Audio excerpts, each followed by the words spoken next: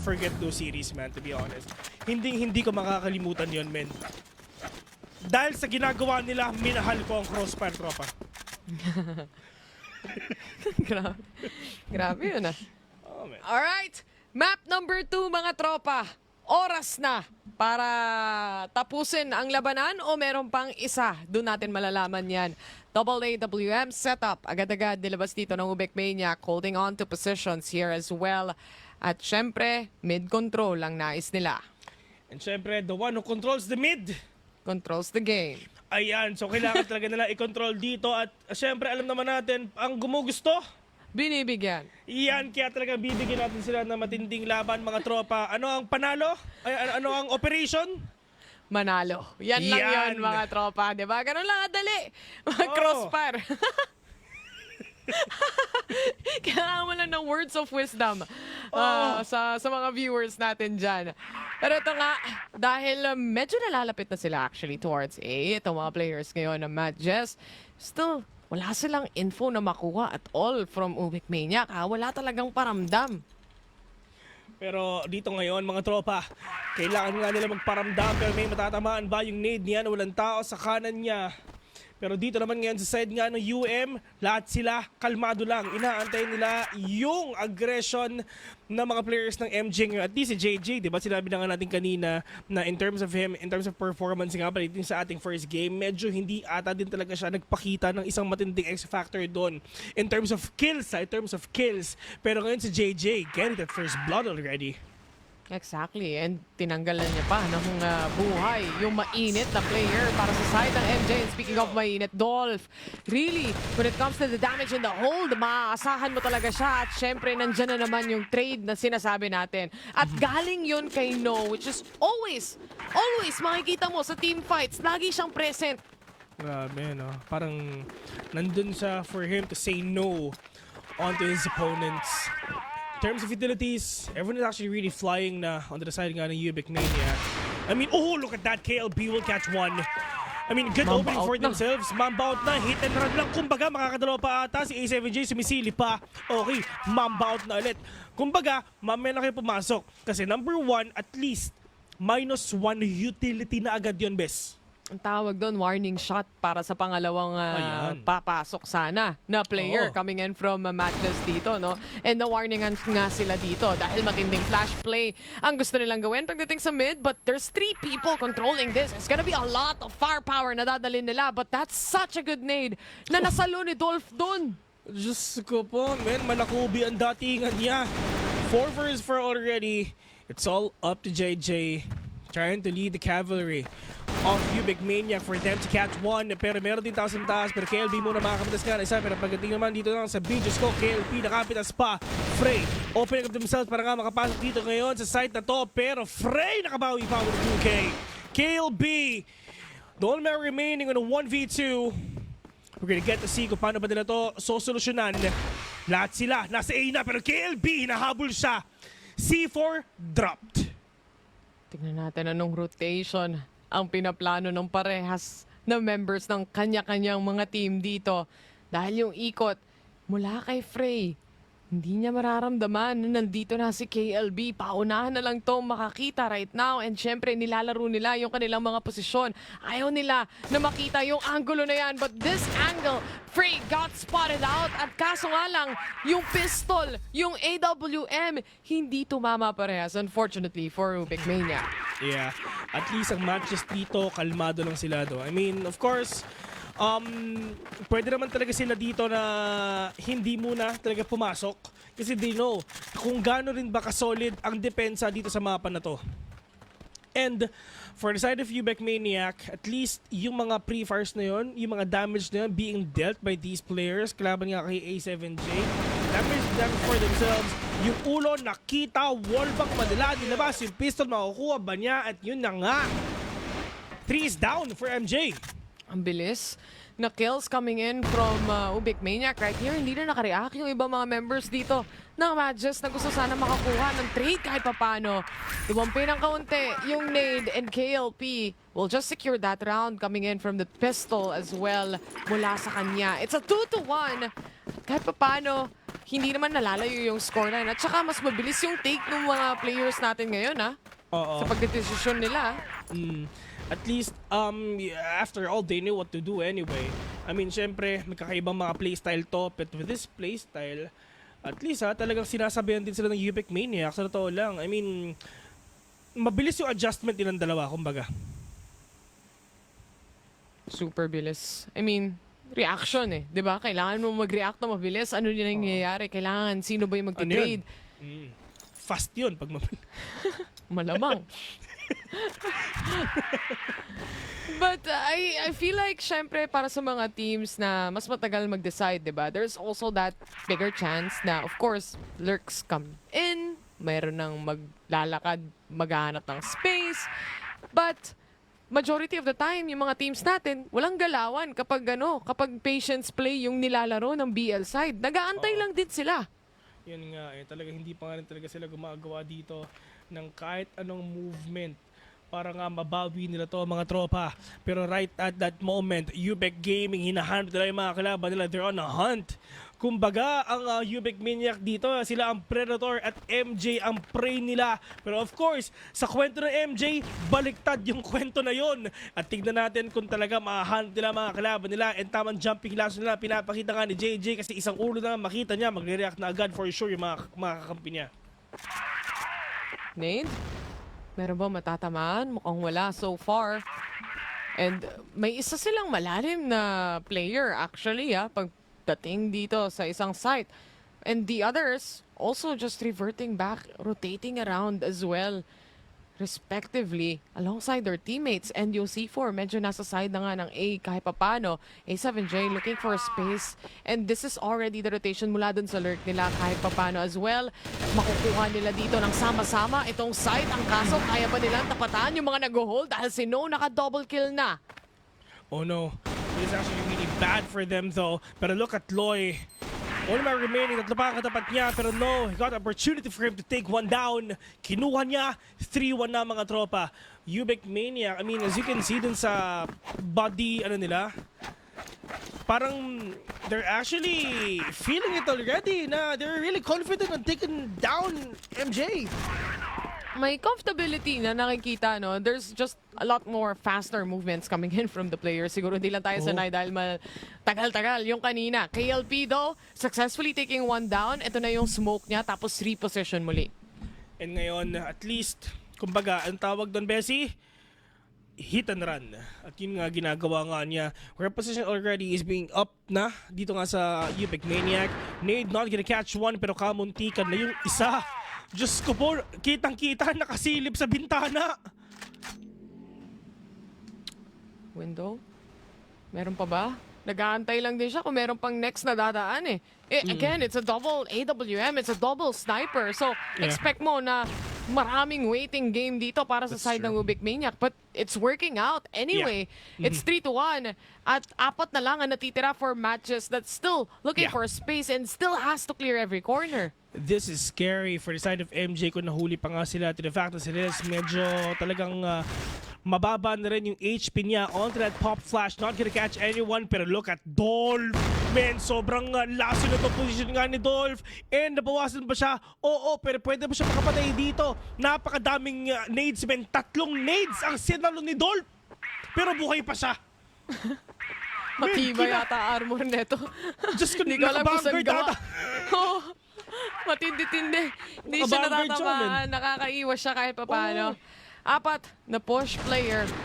At napaka-open ng angle na yun pero KLB missed that shot. Instead, sasagot yung dalawa niyang kakampi kahit papano, making that a 2-1 trade. Ngayon, Rels, ready rin siya sumagot. No scope, ika nga, and now the pistol is out. Sinusundan na rin ang kalaban niya. KLB bumabawi pa. It's a 3v1 scenario with Rels and his low HP. What else can he do? Na-flash pa siya dito. Yung C4 drop sa loob. Rels, low on HP on a 1v3. Wala ka pang oras sa kapapupunta and KLP seals the deal. Ito yung Bessie binato nila yung 3 nades para sa isang tao. Pero buhay pa. Sayang yun sa totoo lang. Pero what if meron silang nakuha?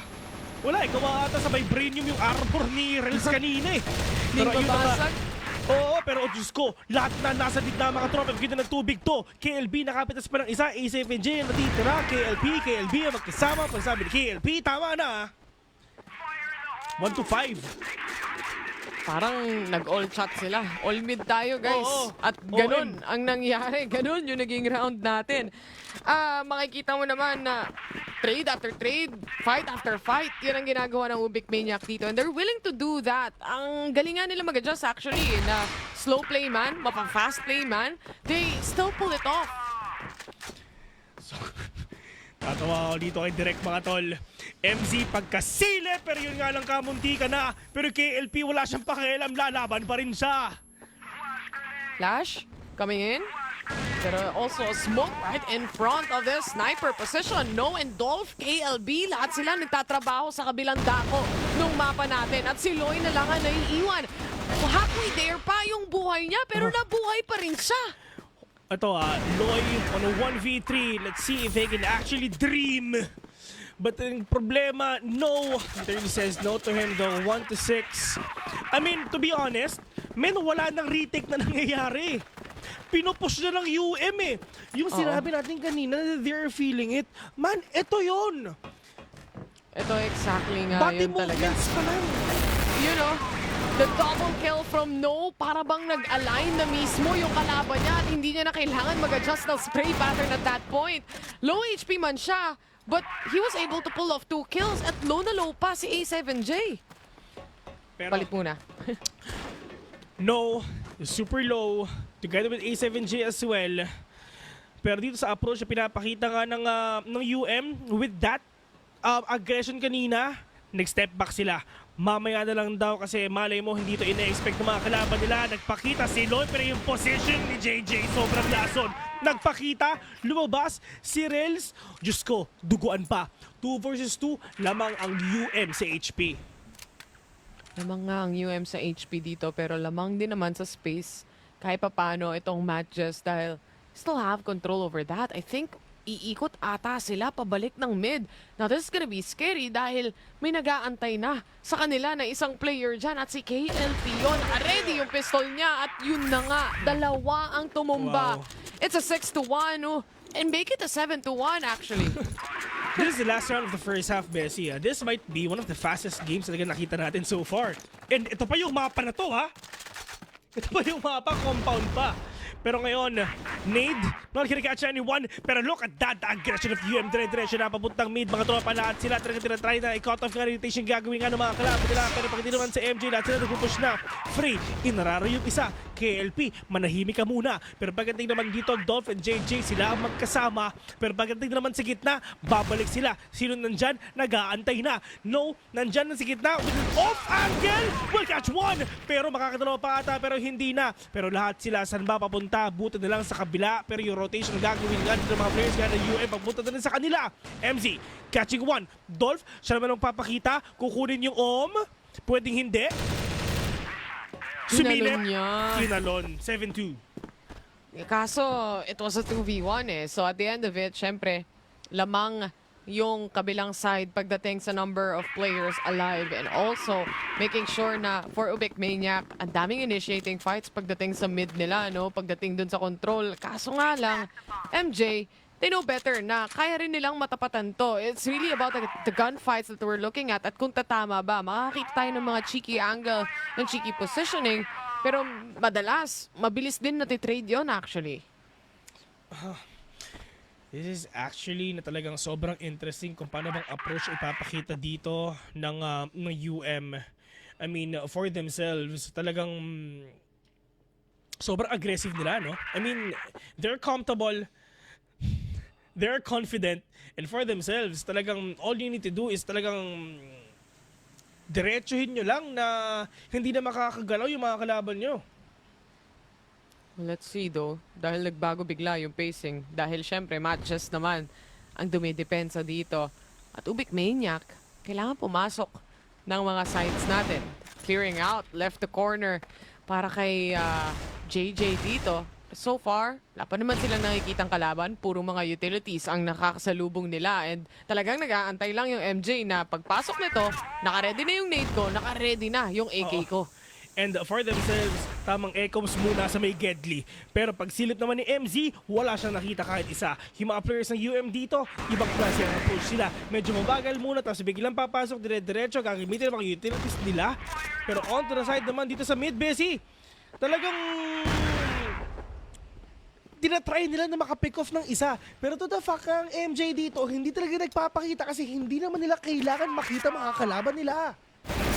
Kailangan lang nila abangan sa entrance. Ang entrance na nga ang pinasok dito ni JJ na naka-double kill pa nga. And now we're down to a 4v3.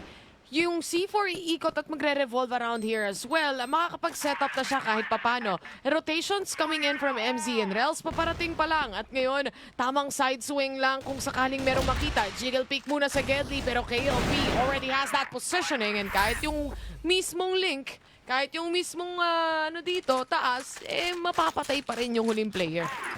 On to the side ngayon, 8-2 na. UM, 2 na lang at tapos na ang ating laban. Pero sabi ng MJ, pupusuan nila yan. Bessie, kanino ka nag-predict? MJ, di ba? Nakalimutan ko na nga eh. O, sa MJ, Bess, UM Sa ako. MJ yata. Oo, sa MJ nga Oo. ata ako nag-predict. Oo, so pag panalo ako, lilibre mo ako. Kahit isang Wala naman e-coin sa lang. usapan yun. O, Isang sige. e-coin. Ayan, Sige, thank send you. ko na ngayon. Oh, yung isang e-coin, no? Thank you very Oo. much. Kailangan ko talaga yan. Walang problema. Para may pambili ka ng armor mo next time. Anyway, Kailangan. 1 hour armor lang. 30 minutes armor lang. Ganun. Baka isang round lang yun eh. Isang round lang na armor yung piso mo na Oo. e-coin. Pero ito nga, it's still a 4v4. At syempre, for Ubik Maniac, wala pa silang nahanap masyado dito sa nila eh. Sa sniper position nila dito sa BL side eh. So, kumbaga, ambahan portion muna ulit. Tapos makikita mo yung rotations then coming in from matches na talagang gusto nilang i-constrict yung mid. Pasikipin lalo ang mundo. Matinding, kumbaga, haharapin itong mga players ito kung talagang nahuli na nga talaga sila isa-isa. Pero si MC muna, taking down the rails. Pero look at that retaliation with KLB. Nade lang, pwede na 2 versus 3. Pagbalik na nade, may matatamaan ba? Okay, wala. Pero warning, nade lang yun mga boss. Na merong tao na nag-aantay dito sa B. Onto that smoke with reposition already. Onto that window side. Pero A7J, medyo malayo pa siya. 3 ang nagbabantay dito. Pero nasan ba yung bomba?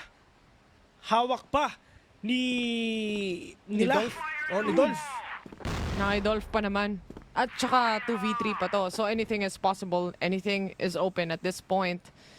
Pero smoked off kasi rin sila eh. So hindi talaga sila makahanap ng magandang positioning na agad-agad. If ever they wanna play for the contact here. Yun na nga, nasa ilalim nila. Nakatalon sila pababa do at nasagot ni KLB kahit papano. This is now a 1v1 scenario. At nakapag-plant pa sila ng C4 dito. Ngayon si A7J. Kailangan niyang hanapin kung saan nga ba nagtatago si KLB dito. Dahil talagang inaabangan niya na lang sa entrance.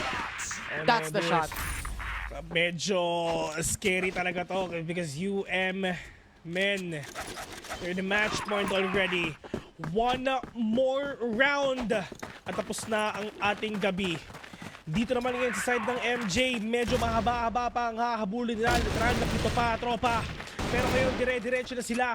Yung mga players ngayon dito ng UM talagang gigil na. Pero pagdating naman dito kasi sa side ng UM, yung isa na wala pa, Noy, 1-to-1 trade lang sila. Pero KLP, ito pa, isa-isa lang sila, nagpapalit na lang. Pero gusto, inaararon sila, tropa. It's all up to 1.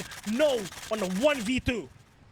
Minsan, kailangan mo na lang din talaga labanan yung fight sa mid.